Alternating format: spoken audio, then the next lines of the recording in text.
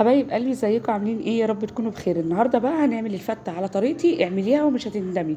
يلا بينا ننزل بالمقادير. هنا معايا طاسه على النار، هنزل بمعلقه سمنه بلدي او زبده زي ما تحبي، وهنزل فيها بالثوم، معلقه من الثوم الاول. وبعد كده هبدا اشوح الثوم معايا كويس جدا لغايه هنا. بقى الثوم هنا ايه، بدات اشوحه لغايه ما يصفر شويه اهوت.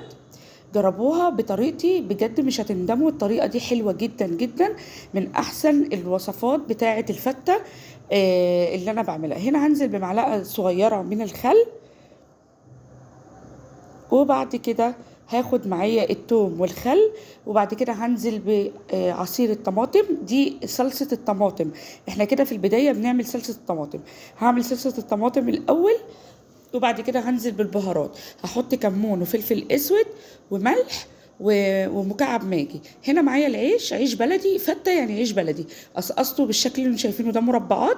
وبعد كده سيحت معايا معلقه من الزبده كبيره، ورشيت رشه صغيره من الملح.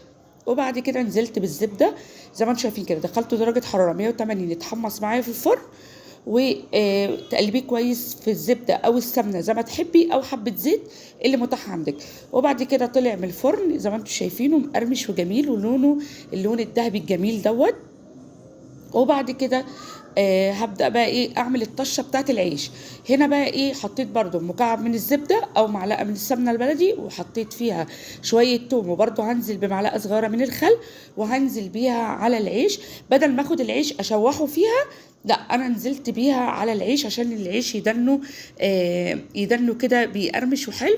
وبعد كده نزلت عليه بكبشتين من الشوربه، عشان ولا يبقى طري قوي ولا يبقى ناشف قوي، يبقى تحسي ان هو كده ايه، طعمه حلو. طبعا عملت الرز الابيض، وكلنا طبعا بنعرف نعمل رز الفته الابيض، سهل جدا.